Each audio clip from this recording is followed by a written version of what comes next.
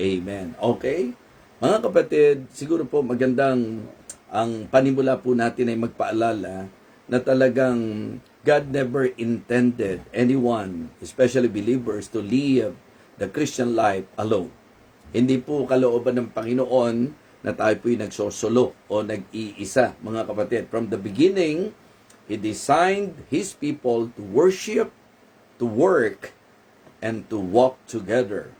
Yung godly fellowship po, mga kapatid, nagpapalakas po ito ng pananampalataya, nakaka-encourage po ito, nakakalakas sa ating pong mga puso at kalooban, at ganun din nakatutulong para tayo po'y manatiling faithful sa ating pong Panginoon. So, what I want all of you to realize this morning is the importance and the blessings of a godly fellowship.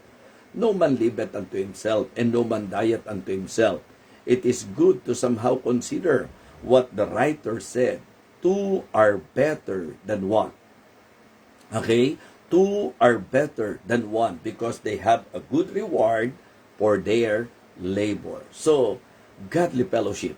Siguro po maganda na makita natin na dahil hindi nga po disenyo ng Diyos na tayo po'y nag-iisa, so magandang ating pong bigyang pansin kung ano ang kanyang kalooban at ang kanyang kagustuhan. Well, hindi po gusto ng Diyos na basta tayo po ay magkakasama o tayo po ay may makasama nang wala pong tinatawag na panuntunan. Ang Biblia po ay nagtuturo sa tamang kasama. So, you better check. And as we study this message, you better evaluate. Tama ba ang kasama mo? Okay? Kalooban ba ng Diyos ang mga nakakasama mo? Hindi ko po sinasabi na tayo po'y maging judgmental. Hindi po natin intensyon na husgahan po natin ang iba. Hindi po natin gusto na magbigay ng confusion sa sino mang makikinig. Because I emphasize dito po sa title natin na ang pagpapalang pag-uusapan natin ay doon po sa godly fellowship. Hindi po yung basta magkakasama lang. So, ang fellowship po ay isa sa masasabi po nating malinaw na itinuturo ng banal na kasulatan.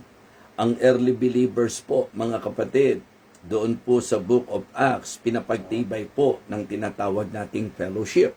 Hindi po ba? So, syempre po, iyon yung isang magiging sentro po natin ngayon sa ating pag-aaral. When I say godly fellowship, it means na ang kasama mo ay mga makadiyos. Ang kasama po natin ay sa Diyos. Ang nakakasama, ang na-enjoy po natin ay ang mga kaibigan natin na kaisa natin sa usapang pagkilala sa ating pong Panginoon. Mga kapatid, may we realize the importance of a godly fellowship. Why? Number one, because godly fellowship multiplies our labor. Godly fellowship multiplies our labor. Tingnan niyo po mga kapatid, ang sinabi po ng verse number 9. Two are better than one. Okay? Because they have a good reward for their labor. Di ba? Meron pong kasabihan, pag tulong-tulong, susulong. Pagsama-sama, kayang-kaya. Ang gawain po'y nagiging mabigat kapag ka po tayo lang. So kaya kapag ka tayo po ay may kasama, kapag ka tayo po'y may kaisa, kapag ka tayo po ay may makadiyos na ka-fellowship, at ang ating fellowship ay talagang ayon sa kalooban ng Panginoon, ito po ay malaking pagpapala sapagkat ito ang masasabi po nating nagdadala na makapag-accomplish po tayo ng higit pang mga bagay-bagay. Siguro po, for better understanding, let us consider some verses na gusto ko pong i-share sa inyo. Like for example, yung sinabi po ni Paul sa Philippians chapter 1 and verse number 27. Philippians chapter 1 and verse number 27. Ang sabi niya, with one mind is striving together, okay, for the faith of the gospel. Is striving together for the faith of the gospel. How can we expect the unbeliever? How can we expect the ungodly na makikipagtulungan sa atin at makikisama po sa atin for the faith of the gospel, for the furtherance of the gospel? So that is very impossible. So meaning to say, the idea of the verse is about believer to believer, 'di ba? With his co-believers, we need to strive together. So ang blessing po ng godly fellowship, it multiplies our labor. 'Di ba? Pag marami po ang gagawa, pag may makakasama po tayo, mas lalong mainam. Sa 1 Corinthians chapter 3 verse number 9, ang sabi po ni Apostle Paul sa mga taga-Korinto, "For ye are laborers together with God." For we are laborers together with God. Ye are God's husbandry, ye are God's building. So malinaw po na sinasabi ni Pablo na tayo ay magkakamanggagawa sapagkat kamanggagawa tayo ng Panginoon. Mga kapatid, godly fellowship multiplies our labor. Siguro maganda rin pong medyo mai-consider po natin yung pong record sa Acts chapter 2. Binigyang pansin po doon yung pong naging factor, malaking factor po ang fellowship sa growth ng mga mananampalataya in the book of Acts. Sa Acts chapter 2, di po ba? Verse number 41 and 42. Okay, then they that gladly received his word were baptized. And the same day, they were added unto them about 3,000 souls. Ano po ang malinaw na sinabi ng verse number 42? And they continued steadfastly in the apostles' doctrine and in fellowship and in breaking of bread and in prayers. If you will study the book of Acts, you will find out that one of the reasons kung bakit ang dami nilang na-accomplish, it is because of a godly fellowship. So kaya yung godly fellowship, mga kapatid, matters. Okay? Godly fellowship matters. Actually, yun po yung iniisip kong title po kanina. Okay? Na malaking-malaki ang maitutulong magagawa ng makadiyos na fellowship. Godly fellowship multiplies our labor. Siguro, mas magandang yun na po. Doon sa mga interesado talaga na nagdo-note. Okay? The blessing of a godly fellowship. Pero magandang bigyan pansin po natin to. Yung a godly fellowship matters, 'di ba? Malaki po ang magagawa. Sa Acts chapter 2, 'di ba? Yung pong mga mananampalataya, kahit to yung mga kaliligtas pa lang, katatanggap pa lang nung naisama sa mga tamang kasama, nung in-enjoy nila yung fellowship, mga kapatid, ang daming naia-accomplish kapag tayo po ay masasabi nating magpapatibay ng ating makadiyos na pagsasama. Yes, hindi pwedeng Kristiyano kanya-kanya. Hindi pwedeng Kristiyano paligsahan, pagalingan. We need to work as a team. We need to develop, and we need to somehow talagang work out for a godly fellowship. Kasi kapag ka nagsama-sama ng mga Kristiyano, tapos nagtulong-tulong tayo, mga kapatid, sabi ko nga, ang puntos natin, godly labor multiplies our labor. 'Di ba? Yan po ang isa. Kaya sa application po, mga kapatid, working together for Christ accomplishes far more than working alone. 'Di ba? I mean, to work together. Working together for Christ accomplishes far more than working alone. So, yung magagawa mong mag-isa. Kaya nga sabi ko, bakit kaya nangyari na ang Living Water Baptist Church ay nagkaroon ng mga extension, nagkaroon ng mga mission works, nagkaroon ng mga talagang masasabi po nating mga produkto. Bakit? Kaya ba ni FDB mag-isa yan? So, yes, given na po yan, gawa po yan ng Panginoon. Pero sa human side, paano po yan nangyari? Hindi naman po pwedeng iiwanan ko ang Living Water Baptist Church Santa Mesa ng ganun-ganun na lang. Pero tingnan nyo po, dahil po sa mga pagsasama-sama, okay, because of a godly fellowship, because of, giving importance to a godly fellowship, ang Diyos was able to somehow train me and teach me. He taught me. The Bible, the Word of God taught me na dapat talaga sa gawain, wala po kasing lone ranger sa ministry. Walang ganon. Hindi po pwede na talagang sa usapang ministeryo, lone ranger ka. No. Yung magagawa mong mag-isa, mga kapatid, hindi mo pwedeng ikumpara doon sa magagawa ng mga magkakasama. So kaya para sa akin po, ang godly fellowship multiplies labor. Our labor, mga kapatid. Mas maraming may accomplish kung tulong-tulong. Kaya tingnan nyo po, ngayon, mukhang itong alis kong ito, more than a month po ito.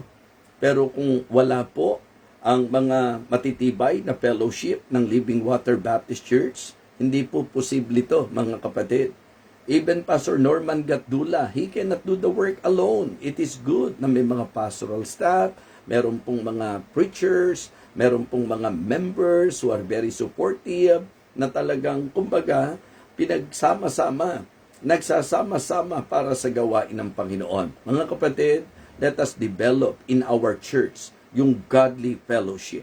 Pag sinabi natin godly fellowship, hindi lang basta mga makakasama, kundi mga makadiyos na kasama at makadiyos na pagsasama-sama. Gusto ko pong bigyan ng pansin po yun. Gusto ko pong bigyan ng diin po yun. Kasi po pwedeng sa church, may mga matitibay na magkakasama, barkadahan, sama-sama sila, pero ang tanong, sa anong direksyon? Saang gawain? Ano po ang tinutungo ng ating pagsasama-sama? So kaya maganda na kung may naging kaibigan ka sa church, nadagdagan ang accomplishment. Nung may naging kaibigan ka sa church, mas marami kayo nagawa para sa Panginoon. Di po ba? Mga kapatid, godly fellowship multiplies our labor. Napakagandang tandaan po natin yan. Pangalawa po, godly fellowship minimizes our loneliness. Ayan. Diba? Dahil sa godly fellowship, medyo hindi natin napipil na talagang nag-iisa tayo. Amen? Yes. Mga kapatid, dapat ang ikasaya natin sa buhay Kristiyano, yung pong talagang yung mga kapwa natin mananampalataya, 'di ba? Magiging masasabi nating kaunawaan natin sa lahat ng gagawin natin at ginagawa natin para sa Panginoon. Kasi ang unbeliever, natural lang yan na ipe-persecute po tayo. Yung mga unbeliever, because hindi po natin sila ka-espiritu, hindi po nila naiintindihan ang importansya ng ating ginagawa. We cannot expect them na maging supportive sa atin. We cannot expect them na sasamahan po nila tayo. But listen, kapag ka po pinag-usapan, yung pong mga kasama natin sa church, pagka na-develop natin ang godly fellowship, hindi mo mapifeel na nag-iisa ka. You know, ang isang bagay na po pwedeng maging dahilan para hindi natin ma-enjoy ang ating Christian life kapag ka ina-isolate natin ang ating sarili. So, I am promoting now yung pong tinatawag nating godly fellowship. Yun ngang meron kang maging kaibigan na po pwedeng nahihingahan mo, di po ba? Yung pong masasabi po natin. Kasi yung ideyang two are better than one, doon pa lang marami na tayong po pwedeng maging masasabi nating puntos kung bakit. Diba? Two are better than one. So may mga ilang pong niliwanag dito po sa talata. Balikan lang po natin. So verse number 10, for if they fall, the one will lift up his fellow, but woe to him that is alone when he falleth, for he hath not another to help him up. Isipin nyo ha, kung nag-iisa ka, actually po, just to tell you the truth, the reason why every time that I am traveling, preferably gusto kong may kasama. Kaya shoutout po kay Doc Emerson Cruz, kay Ma'am Juby, shoutout po kay Pastor Elmer Permites, kay Ma'am Chut. Lagi po yan. Alam po ng wife ko yan, na kung hindi ko siya makakasama, I still prefer to have someone or somebody na sasama po sa akin. Kasi alam niyo yung mentality ko, walang problema po sa Diyos. Pero sa human side, para bang nasa ano ko lang po, even the Bible, yun ang sinasabi. Iba yung kapag kami nangyari sa iyo, may kasama ka. Kapag ka, medyo humina loob mo, may magpapalakas ng loob mo. So, at yun ang dapat dinidevelop natin sa fellowship, mga kapatid. Hindi siraan, hindi po yung paligsahan. Maganda pong dinidevelop natin sa fellowship, yung bang ma-workout natin yung good and strong relationship. Para po nang sa ganon, pagka may mga pagkakataong nangailangan tayo, may somebody na po pwedeng makabalik at makatulong po natin. So mga kapatid, Biblia ang nagsabi nito, two are better than one. So the Lord did not design us to be alone. So ang gusto ng Panginoon, yung pong, alam niyo po yun, yung sama-sama sa usapang buhay natin para sa Kanya. So kaya sabi ko, ako pagka dumating doon sa punto na ako po'y nag-iisa, syempre po, pag sa Diyos, di ka naman talaga mag-iisa dahil lagi kanyang sasamahan. Pero doon po sa usapan ng fellowship, ang sarap na may kausap ka. Ang sarap na pagka mabigat ang puso mo, may mahihingahan ka. Masarap yung kapag ka masaya at magandang nangyari sa iyo, may kukwentuhan ka. Mga kapatid, mga minamahal, isa sa akin pong lakas sa ministeryo ay ang kasama. Lalo na po yung mga makadiyos na kasama. Minsan sinasabi po natin kasi, di ba, yung mga introvert po tayo or may disadvantage po, mga kapatid. Kung tayo po'y Kristiyano, magandang sumunod tayo sa disenyo ng Panginoon na talagang dapat ma-develop po sa atin yung pagkakaroon ng godly fellowship. Godly fellowship. Okay? Pagka nadapa yung isa, may magtatayo sa kanya. Kapag ka malungkot yung isa, may magpapasaya sa kanya.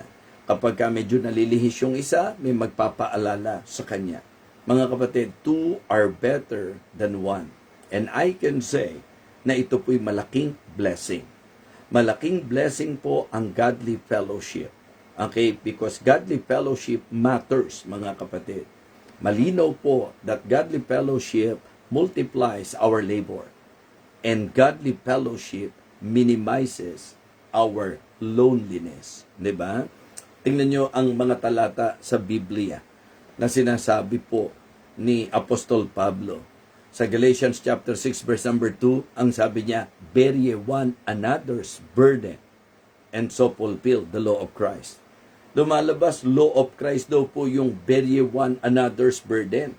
Yung mga dalahan kayo ng pasanin ng isa't isa. Tulungan ba? Tulungan, mga kapatid.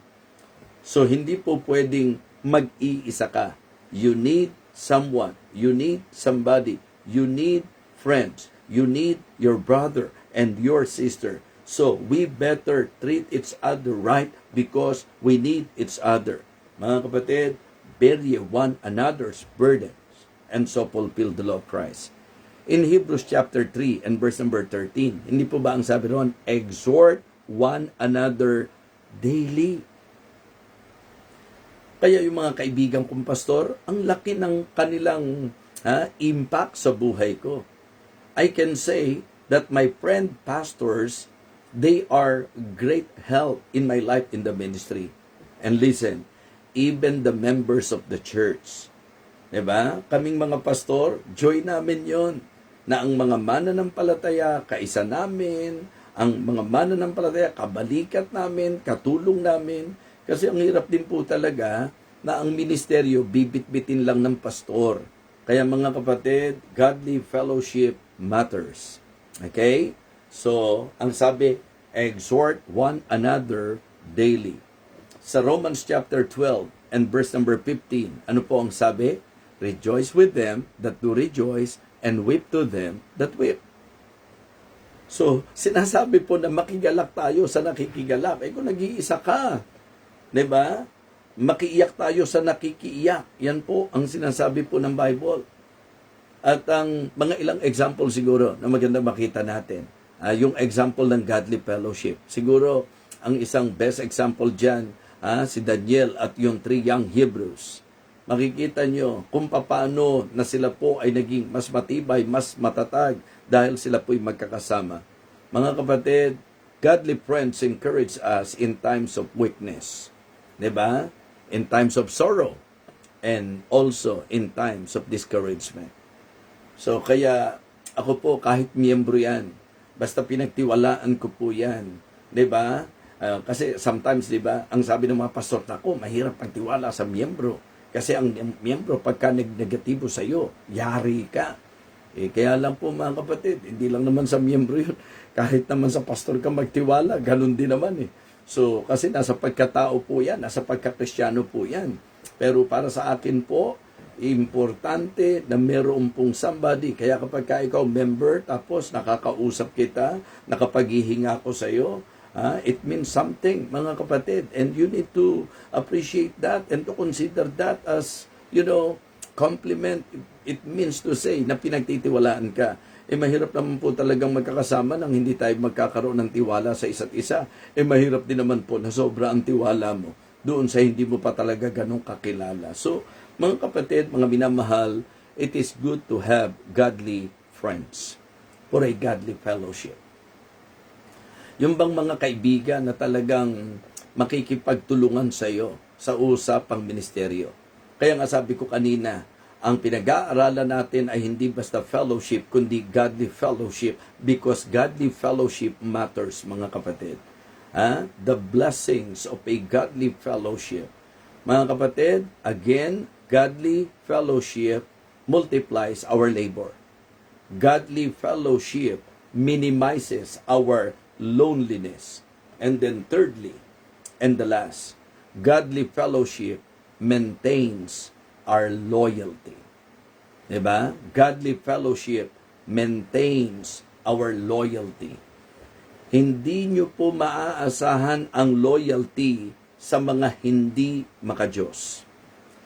Kahit na nga po magsabi pang Kristiyano, kung di mo kinakakakitaan ng makadiyos na patotoo o makadiyos na pamumuhay, mahirap po yun. Kaya para sa akin po, yung sinabi po ng Ecclesiastes chapter 4, 'di ba, sa verse number 12, and if one prevail against him, two shall withstand him, and a threefold cord is not quickly broken. Bagamat sabi ko, ito po inia-apply natin sa usapang mag-asawa, 'di ba, yung mga kasalan, kasi applicable naman po talaga siya. Pero hindi po nakakonfine yun doon lang. Hindi po particular na sa pag-aasawa lang po yan. In any kind of fellowship, basta ito'y godly, mga kapatid. Kasi hindi nyo pwedeng sabihin godly fellowship na magkaibigan kayo na hindi kasama ang Diyos. Na mag-asawa kayo na hindi kasama ang Diyos. Na miyembro o mananampalataya kayo na hindi kasama ang Diyos. So, ang godly fellowship, hindi mo maiaalis ang Diyos. Kaya nga ang tibay, na kapag ka ang friendship nyo, kasama nyo ang Diyos, mga kapatid, yun po yung po pwedeng aplikasyon natin na sinasabi po that a threefold cord is not quickly broken. It's not easily broken, mga kapatid. Hindi madaling masira. Diba? Kaya ang challenge ko nga sa marami pong mga mananampalataya, ba't ganon? May mga kilala po tayo na hindi naman sila nagke-claim na sila'y nagba-Bible, hindi naman nagke-claim na sila po ay, alam nyo po yun, yung sa usapan ng Christianity, hindi sila known sa ganon. May mga unbeliever po talagang kung makisama, sagad-sagaran Kaya nga sabi ko, parang hindi ba mas dapat ang kakitaan ng matibay na samahan, yung mga may espiritu ng Diyos? Hindi ba ang dapat kakitaan ng magandang samahan, yung mga anak ng Diyos? Hindi ba dapat yung magkakasama sa church? Hindi tayo dapat nagtitisuran, hindi tayo dapat nagsisiraan, hindi dapat tayo nagpapataasan ng ego. Hindi ba dapat ang dinidevelop natin bilang magkakasama sa church, yung harmonious and good relationship? Yun talagang tibay ng pagsasama. Kasi, mga kapatid, parang kapag kasama mo na sa church, nakakaaway mo, sino pa ang hindi mo makakaaway? Diba? Pangit naman siguro yun. Nakasama mo sa church, hindi mo kasundo, tapos unbeliever, kasundo mo. Diba? Na-appreciate mo yung mga hindi nasa Panginoon, tapos yung kasama mo sa church, hirap ka na makaayos mo. Mga kapatid, you better check and evaluate yourself, because I believe it is really a godly thing to have a godly fellowship, and godly fellowship matters. Godly fellowship, mga kapatid, is a blessing. Ito po ay pagpapala Di ba? Godly fellowship maintains our loyalty. Pagka talaga pareho tayo na ang fellowship natin, maka-Diyos, ang makikita nyo pong isa sa manifestation nito, yung katapatan natin sa isa't isa, mga kapatid. Sabi po ng Hebrews chapter 10, verses 24 and 25, kasi lagi nating naiko-quote yung 25 na ang sabi po mga kapatid ng Hebrews chapter 10 and verse number 25, not forsaking the assembling of ourselves together as the manner of some is, but exhorting one another, and so much the more as ye see the day approaching. Di po ba? Yun po yung sabi. Pero sa Hebrews chapter 10 verse number 24, pansinin niyo po yung binanggit dito ng writer.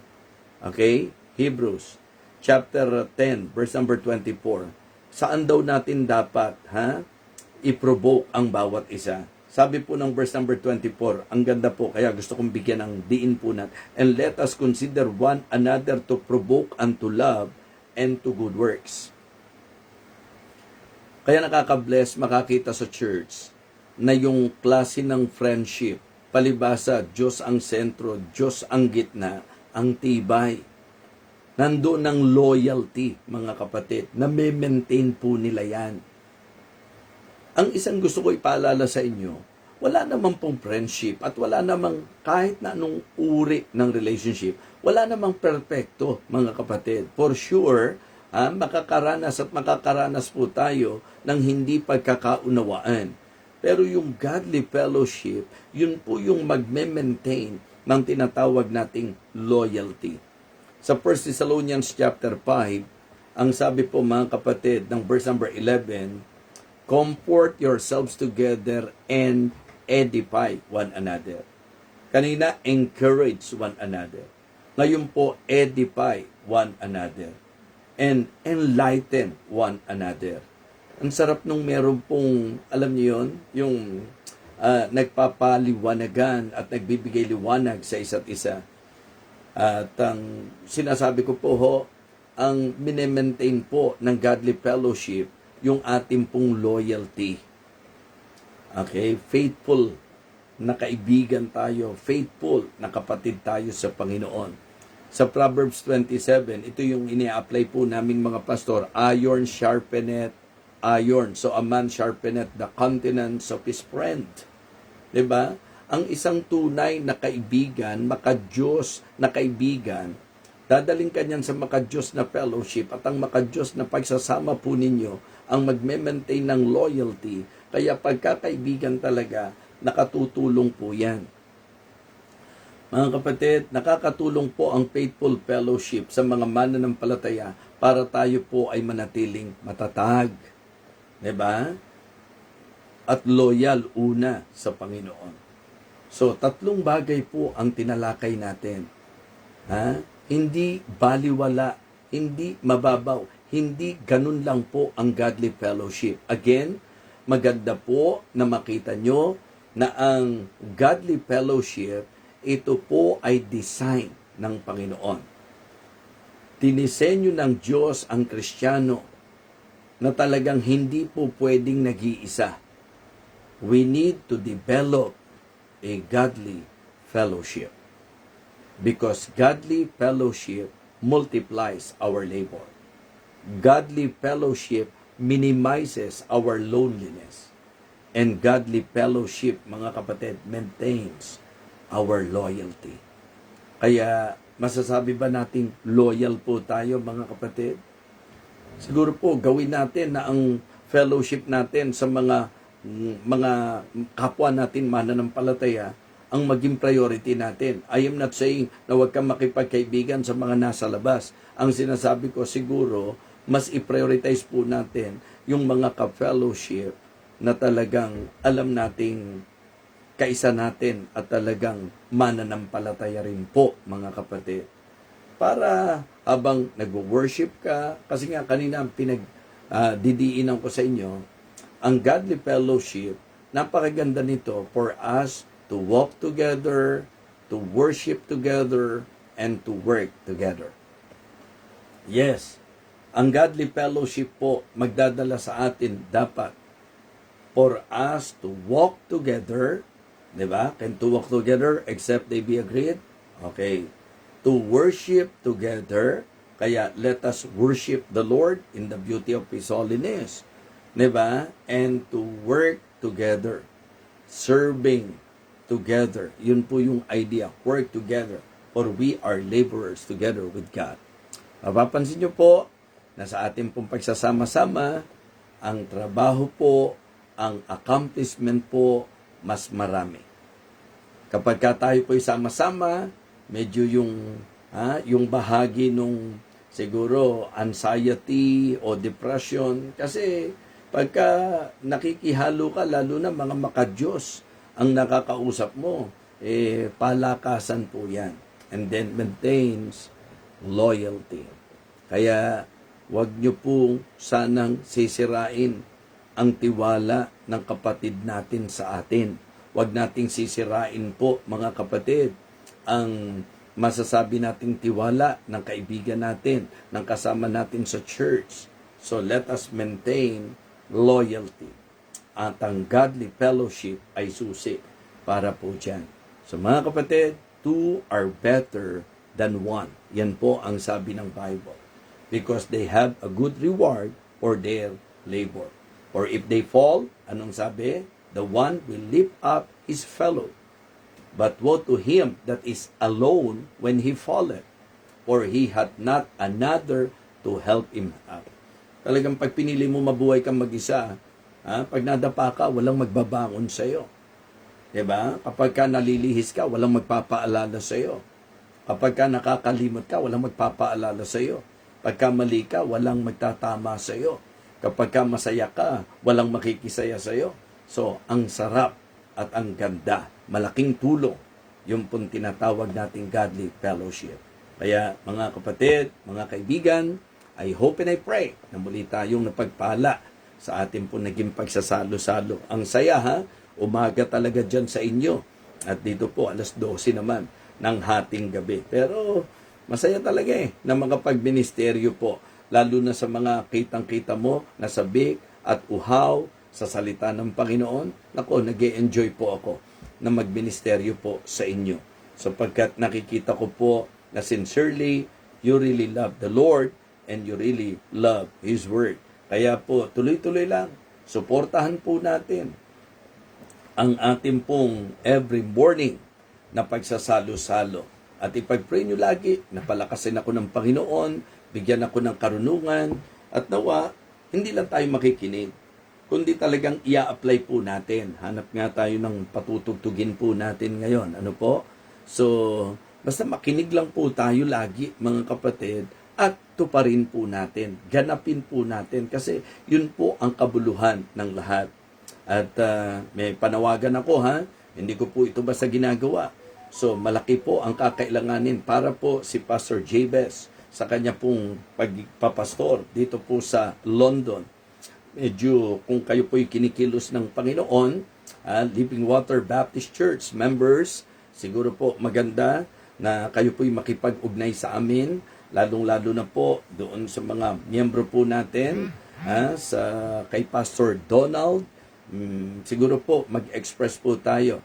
Actually po, I'm so happy because when Pastor Emerson heard about, the need para po sa pagpapastor ni Pastor Jabez dito, kasi ang ganda kumilos na po ang Panginoon, granted na po yung application, and then sa step 2, step 3 na po, kukuha na po siya ng English test, tuloy-tuloy na po yan, pero kailangan po talaga, may financial side po yan, kaya yun po ang panawagan natin. Sabi ko nga, sa sarili ko, hindi ko naman gagawin po yan, pero talagang sa tingin ko. Kasi nung minsan nanawagan ako sa aking earphone, ano ba tawag doon? Headset. Dahil hindi naman po sanay talaga yung mga nakikinig sa akin, baka yung iba nga akala nagbiro lang po ako. Pero mga kapatid, sincerely, lahat ng may pag-ibig sa misyon, lahat po ng talagang gustong mag-invest sa gawain ng Panginoon, sa gawain po na pangungunahan po at pinangangasiwaan po ni Pastor Jabez. So ito po'y magandang pagkakataon po para sa inyo. Okay? This time, tayo po ay magpapasalamat sa Diyos At siguro pagkatapos ng panalangin, papatugtog po ako, isa-shoutout ko po kayo. So, hindi ko po nakikita kung ilan na po kayo na nakasubaybay ngayon. So, doon sa mga nakakakita, pwede nyo po sigurong ilagay sa comment para may idea ko kung ilan po yung nakasama natin ngayon pong umagang ito. Pray muna po tayo. Dakilang Diyos, maraming salamat po sa naging pagtuturo mo sa amin. Salamat po sapagkat minarapat mo na sa amin pong pagsasalo-salo ngayon, sa amin pong regular time, halos nagawa po namin umaga po sa bansang Pilipinas ngayon. And I thank you, Heavenly Father, because of your blessing sa ministry na ito, Panginoon. May you continue to strengthen me, to guide me, to give me wisdom. And please, Lord, lagi mo pong abutin ang iyong mga anak sa kanila pong spiritual na pangangailangan. Salamat po sapagkat maraming nagmamahal sa iyo at sa iyong banal na salita. Again, thank you so much, Heavenly Father. At ikaw po ang siyang magbigay sa amin ng maayos na pahinga para bukas po sa lakbay namin patungo sa camp. May lakas po kami at ang pagmiministeryo po ay magawa po ng makapangyarihan. At ito po ay sa pamagitan mo. Again, thank you so much. Ingatan mo po ang lahat ng bibiyahe patungo sa camp. At ang hiling ko po, hindi lamang po talaga yung pong spiritual na pagpapala, kundi yung saya ng fellowship, Panginoon. Thank you so much. We praise you and honor you, Lord. Bless this ministry, O God, I pray, and bless each and every one of us. In Jesus' most precious name, amen.